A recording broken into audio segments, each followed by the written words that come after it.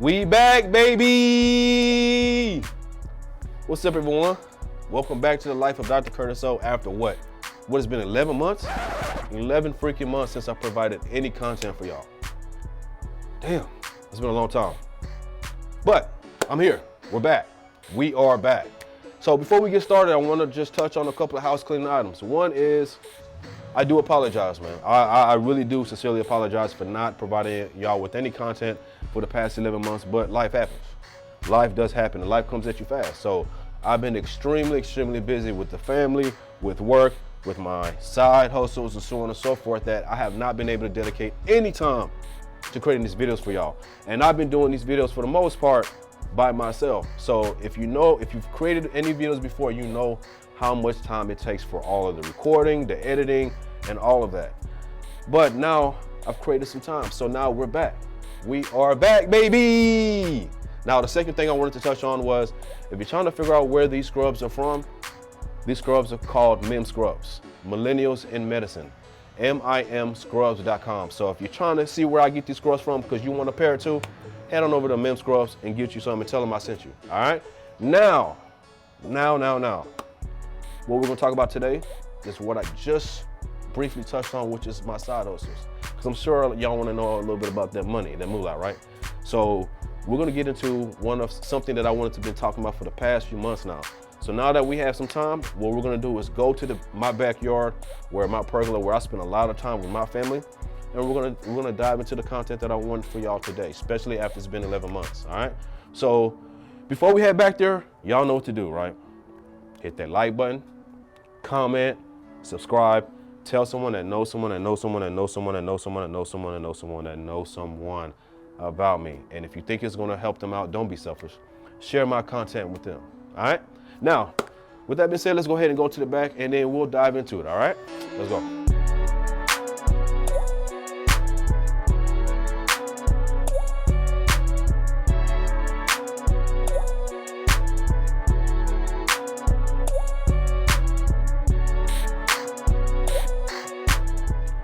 Now that we are at the back of my house, the backyard, underneath my pergola, where I spend a lot of time out with my family, we're gonna dive into that side hustle that I told y'all about that is very important to me, my side hustle. Now, with regards to this, let me go ahead and give a disclaimer. Most of what I'm about to talk about now does apply more so to primary care physicians, whether it's internal medicine, family medicine, or you're a hospitalist like myself that does a lot of work in the hospital setting. But with saying that, anybody can do this, any physician can do this, not just physicians, but also nurse practitioners. So I need to get that disclaimer out because, again, what I'm about to talk about now is you'll see mostly family medicine, internal medicine, and hospitalists doing this. Now, with regards to my side hustle that I am currently doing, that I really wanted to talk about, and I've been wanting to talk about for the past 11 months, and I apologize once again for leaving y'all that long without any content, is outpatient facilities. What do I mean by outpatient facilities? I'm talking about skilled nursing facilities, inpatient rehab, nursing homes, assisted living facilities, independent facilities, and hospice. Now, before we get into what that is, you have to understand, how do you get to those facilities? So the main way of getting to most of those facilities is being discharged from the hospital. Now, if you've seen from my previous videos and me talking about what a hospitalist is, a hospitalist, we work in the hospital setting and we do most of the discharges, more discharges than any other physicians in the hospital. So we are very important to the discharge process, which makes it easier for me to get into this outpatient world. Now, when someone gets discharged from the hospital, they can go to a skilled nursing facility, they can go to inpatient rehab, which is two of the biggest ones, or they can go to a long-term care like a nursing home, assisted living facility. It just depends on what their condition is, what the goals are at the time of discharge. Now, this now jumps into what I wanted to talk about, which is skilled nursing facilities, inpatient rehabs, and so on and so forth. Now, what is a skilled nursing facility? When you get discharged from the hospital, say your mom or dad is discharged for what's called osteomyelitis, which is an infection of the bone, and they're going to require an extended course of IV antibiotics, meaning 4 or 6 weeks of antibiotics, even 2 weeks of antibiotics. And they cannot do that at home for a variety of reasons, whether they don't have the support, whatever the case is, they can't do it at home. A lot of times these patients will go to a skilled nursing facility to get IV antibiotics, to get wound care, to get stronger in the form of physical and occupational therapy. So that's what a skilled nursing facility is in a nutshell, is providing a patient the care that they need before they can ultimately go home, whether it's home by themselves, whether it's home with family, whatever the case is. Skilled nursing facilities, just like inpatient rehab facilities, are the bridge to getting home. Now, with that being said, we're going to touch bases on what inpatient rehab facility is. So inpatient rehab facilities can do everything or most of everything that a skilled nursing facility can do, but it's a little bit more hospital. It's more of a hospital-like setting where you have hospital beds, where you have the same kind of nursing, so on and so forth. So at inpatient rehab facilities, that is the big difference. There is the level of therapy. Inpatient rehab, you have to be able to withstand 3 hours of rehab a day. 3 hours of intense rehab. This ain't no pushover rehab, or this ain't no pushover exercise that they make you do. This is very, very intense. So a lot of times when someone gets discharged from the hospital, one of the things that a physician and case managers and nurses have to decide on is, can a patient tolerate rehab, 3 hours of it? If they can, then inpatient rehab is a facility that is now pursued. Whereas a skilled nursing facility, you still do rehab, but it's not as intense. It's more tailored for those patients. So they will only do rehab as that patient tolerates it, so you don't have to worry about the 3 hours. So there's big differences between the two, and I'm bringing that up so I can touch on something later. Now, the other facilities that one can go to is a nursing home, which is a long-term care. A lot of nursing homes have a skilled nursing facility side to it. So if a patient lives in a nursing home, but is admitted to the hospital for whatever reason and is discharged, and they need that bridge before they go back to their home, they can go to a skilled nursing facility side. You know what I mean? So going to a skilled nursing side and then going back to nursing home is two different things, but it can be in the same building. So like I just touched on, skilled nursing facility is one, inpatient rehab is one, nursing home, assisted living facility, independent facilities, and so on and so forth. So the goal of this is not to get into great detail about each one facility, but I want to at least give you an idea of what to expect when I dive into what I do there, how often I go in, and so on and so forth.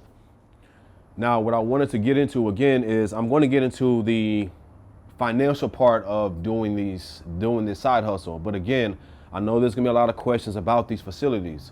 And again, I don't want to dive in too far, but I want y'all to understand what these facilities provide. So again, skilled nursing facility. Skilled nursing facilities provide wound care, IV antibiotics, and rehab. You can also do hospice there. Nursing homes, again, is long-term care. Someone that's going to live there for the foreseeable future, and pretty much more times than not for the rest of their life. Then you have assisted living facilities, which is a step down from a nursing home, where the patient doesn't need as much surveillance or much care. So in nursing homes, you're typically going to have nurses there. Assisted living facilities and independent living facilities are typically in a home-like fashion, where they have their own, what it looks like an apartment, where they can still have providers there, where they can still have home health, so on and so forth, but it's not as closely monitored as one would be in a nursing home. And those nursing home patients are typically ones that cannot take care of themselves. They typically need someone else more times than not. Assisted living and independent living facilities are typically those individuals who can do most of their ADLs more times than not without much assistance.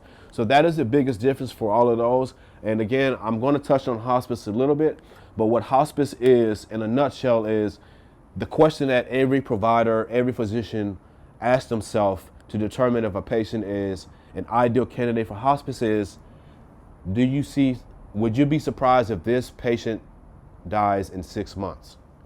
If you're not surprised that this patient would pass in 6 months, whether it's because of cancer or end-stage heart failure, end-stage, whatever the case is, if you won't be surprised that this patient is going to pass within 6 months, then 9 times out of 10, they are going to be an ideal candidate for hospice. Hospice is not an outpatient facility per se, but you can do hospice at the nursing home. You can do hospice at skilled nursing facilities. Can't really do it in inpatient rehab, obviously, because that goes totally against what hospice is.